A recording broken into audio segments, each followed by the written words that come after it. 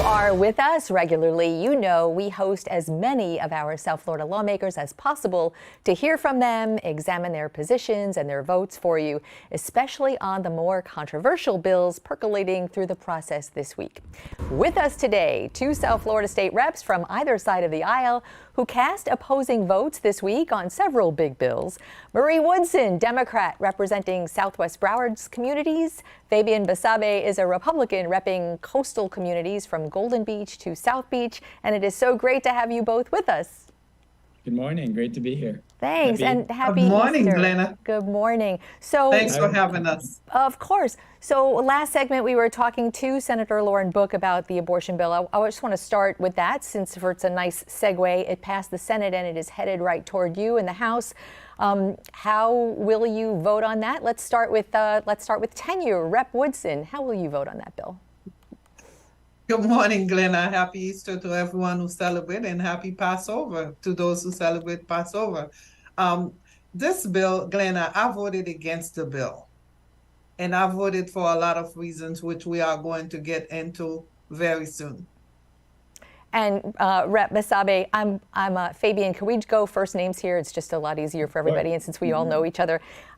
So when it gets to the House, in the Senate, two of your Republican colleagues did vote no, one being Alexis Calatayud from Miami, voted against what would be party lines. How will you vote on this abortion bill, and why? So I agree with Senator Book that this is a lot of politics, because I think, and Rep Woodson, you might agree, no Republican or no member of the majority, or for the House that matters, spent more time with Planned Parenthood and worked harder on this to give women a choice, because it's what I campaigned on. I believe in respectful choices.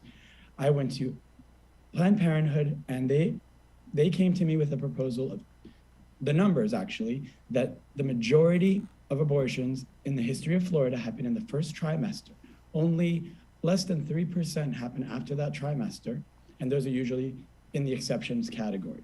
They had some exceptions that were not obstacles. They were very reasonable. I took this proposal to different members on the Democrat side, including the minority leader. I tried to get them to kind of work with us. In order to get anything done, in order to show respect for life, in order to accomplish anything, we have to work together and come to some respectful middle ground. How are you going to vote on this? That's to be seen on the floor, because I still have a lot to say on this subject. I am not happy with where we're at. I believe in respectful choices. I respect women. I'm disgusted that we're negotiating life like this. Politics is just gone too far.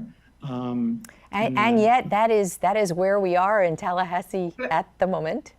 But there's a lot that people don't know because they're not there. So they don't see the conversations that we have on the sidelines. The private meetings I've had, and I've crossed party lines daily. And Rep Woodson, please confirm that, because you and I have spent some time, and this is a really important issue. And I'm going to do what I think is best to represent my district in this, and to make sure that I expose the people that are willing to work together and those that are not willing to work together. Rep Woodson, you had something to say. Yes, Glenna, and I would say Rep Basabe and we had several conversations about this bill, actually. When it comes to restricting women's right to make decisions for their own self, I have a major issue for that. Women have so much more to deal with. And one thing that I'm about, when we say choice, we need to mean choice. A woman has to decide what's best for her. It's a decision between her husband, or her partner, her doctors, or her family. We should not interfere in that conversation at all. And this is where I stand. This is what I said. And we can try to come together to have some exceptions in the bill, but the whole thing is about giving women the right to make decisions for themselves. If we're talking about choice, let them have the choice that they see fit, especially in a subject that is so important, that is so critical. No woman would want to be faced in such with a situation as such. Fabian, Rep Basabe, there is this bill is coming to you with a new name, the Heartbeat Protection Bill. There are your colleagues who very much believe that there is a heartbeat at 6 weeks in a fetus. Science says otherwise. That science calls it an electronic blip. What do you believe? I believe in respect for life. I believe that if you don't believe in choices for people that you don't agree with, that you don't believe in freedom, I am really taking this issue so deep to heart. I'm not happy with where we're at. So you're undecided. Is it correct to say you are undecided at the moment? I am still weighing my thoughts on this, and I will make a statement on the House floor. Okay. Well, let's talk about the education bill that's coming up. This is an expansion just to bring everyone up to speed, this is an expansion of the parental rights bill from last session, now law. This is the one opponents call Don't Say Gay. A lot of people know it that way. But in essence, what it does, it's expanding the sex education guidelines to 8th graders. It also addresses what pronouns a teacher can use with students. And it gives parents more of a specified process to challenge books. And before I ask you on your vote, I want you just to listen to, in the House this week, Michelle Rayner Goolsbee, Democrat from St. Petersburg, a little piece of her floor speech to her constituents. When alienating parents and children who have LGBTQ families, who, by the way, we all serve in this House. When one of my colleagues, Rep. Nixon, was crying out for her child, her pleas fell on deaf ears. Her rights as a parent are not even taken into consideration in this bill. And in fact, there was laughter from the front rows as she was crying out for her child. Members, I would submit to you, you can never fully prepare for your life being dismissed. So this did pass the House, 77 to 35. You both voted with your parties. Fabian, Basabe, you represent your constituency, one of the largest LGBTQ communities in Florida, and you voted for the bill. That was a very fine line for you. Explain that. Well, I think it's important to mention that the original bill had some lines that I was not comfortable with.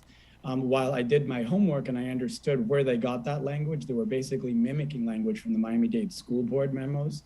Lines 97 to 101 gave interpretation to be targeting of a community that I support and that I love and that I live among. And I rewrote those lines. Those lines do not exist anymore. I worked a lot with the sponsor of this bill to make sure that this bill represents exactly what it's meant to do, which is to keep the focus on our education of the classroom at hand, improve our literacy rates.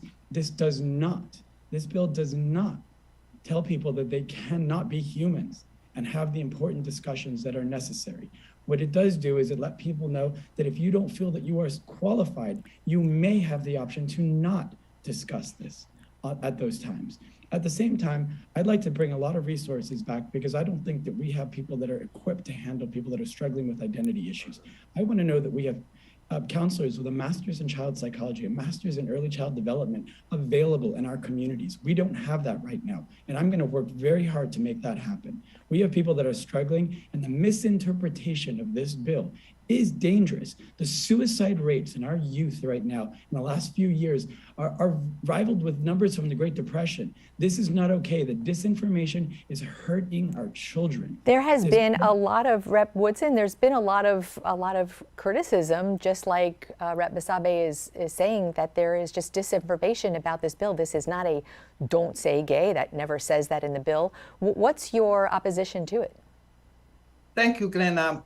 Let's unpack this bill. Let's just unpack it a little bit, Glenna. This bill is about a child who wants to use a pronoun and cannot use that pronoun, or the teacher cannot use the pronoun as requested by the child. An example, if I'm a teacher, I want to be called Mrs. Woodson in the classroom. A child, of course, going to call me Mrs. Woodson. So what's the difference with a child requesting to use her pronoun, or the parent coming to request that? We have to respect children, just like we ask children to respect us, and we have to respect parents as well. As far as teachers being in the classrooms, right? Teachers are in there to teach. Teachers went to school to teach. For us to tell teachers what they can use, what they cannot use, what they can say, what they cannot say. Come on, that's the rule. That's what's in the bill. That's what a lot of people are talking about, the chilling effect. I know I see there's going to be more, but I have to take a very quick break. So in a couple of minutes, we will come back and pick this up again. Stay tuned.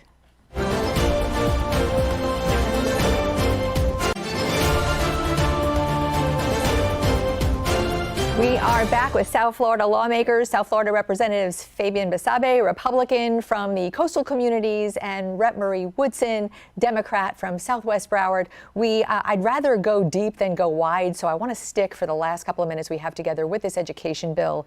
Marie Woodson, you were saying you're hearing the fears of people who are in the education system who might have a chilling effect, but Rep. Basabe, Fabian Basabe, what is the practical effects of this bill do you think this will have? Are the fears well-founded or misplaced or somewhere in between? They are not well-founded. We have a responsibility as adults to interpret these laws in the best interest of our children and our communities, period. These advocacy groups that are misinterpreting these for political agendas all get federal grants. This is a business for everybody, and they need to be held liable because they're hurting our children. Explain that, if you would. What grants to what organizations? What do you mean by that? You have organizations like Equality Florida, SAVE. A lot of these people, the boards are consistently of rich white men, but they all tap into federal grant money for each letter of the alphabet that they market. So you notice they keep adding letters to that. But that's besides the point. They have a responsibility to our community to do what's in the best interest of protecting our children and giving them the resources they need. These investments, instead of on these campaigns in disinformation, these resources need to be applied to what will make these children get the help that they need for the struggles that they're facing today.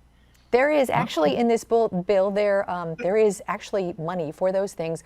Rep. Woodson, what do you think? Money never goes where it's supposed to. If I may add that the original bill was very, very confusing and vague. Everybody's interpreting certain things in the bill differently, which create a lot of confusion for the teachers. Ourselves as legislators, we had some questions, and the questions were not answered properly for everybody to get a clear understanding of what needs to be done. By whom? Who did not answer those questions? The bill sponsors? The bill sponsors. Some of the questions, the answers were very, very vague, which create a lot of confusions. If we as legislators are confused, what do we expect the people out there to do? Teachers are confused about what they need to do. Some areas, they're removing books, they're removing stickers that's used to tell kids that they are safe in the school that they are in. So it's creating a lot, the bill is creating a lot of confusion. And you know who is paying the consequences? Our kids are paying the consequences, and also the parents who feel that they are disrespected. I have parents reaching out to me, to my district, telling me how disrespectful this is, because this is their kids and they think their kids are feeling like they are refugees in their own country by the way they feel like their kids are being treated. Now, I am from Haiti. I know what it feels like to feel like you don't belong. And this is what this bill is doing to a lot of our kids, making them feel that they don't belong. And this is not what we should be in the business of doing. I got elected to help people, to make sure that I can stand up for the people and help them to get better, to do better, not for them to feel worse than before I was in office. So all of us as legislators, this is what we should be doing, not creating more confusion, not making it worse for you and I rarely disagree. We rarely disagree, and I really cherish our friendship. Like I said before, the interpretation of the adults, we have a responsibility to interpret in the best interest of our children. This bill, and I've spent time with the sponsor, it does not say that pronouns cannot be addressed on campus. It says that if you're not comfortable or understanding how, you also may not. We need to put the focus back on education. Actually, let me just clarify something. What the bill says about pronouns is teachers may not use the pronouns of student choice. Teachers must use pronouns of birth gender. That's what's in the bill. An issue that drives me crazy in legislation. This stuff is like Shakespearean English. It's hard to understand. That's where the Welcome to the legislature.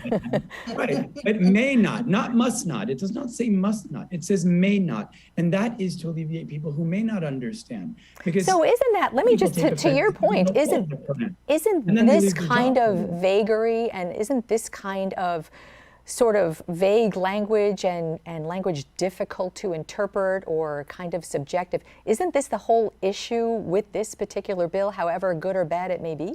It's the issue with a lot of our legislation right now, which has given birth to this theater where both sides have grown so big, they don't even need to work across the aisles anymore. They can just sell tickets to their respective theaters and stay in business. And that's what I'm trying to do. I'm trying to work together. I'm trying to get this correct messaging around. I've made some great friendships up there. We're getting a lot done. 97% of the stuff that gets passed up there is passed with the, uncontested support from either I just want to amplify that, and it's true. And on news programs and this program, we hash out those that are the differences, but there are very, very, very many bills, and I know Marie Woodson, you have dozens of them who are actually going through in a bipartisan way.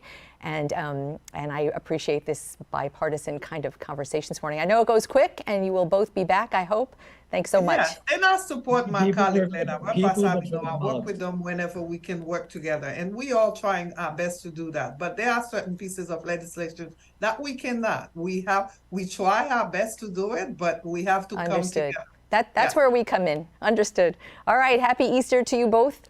Easter. Thank you for giving us Thank you the so time. much, Thank Lena. you. Happy Easter to you and Have your a family good as well. Thank you so much. Happy Easter, Basabe. See you tomorrow. Miss you. Bye. Thanks.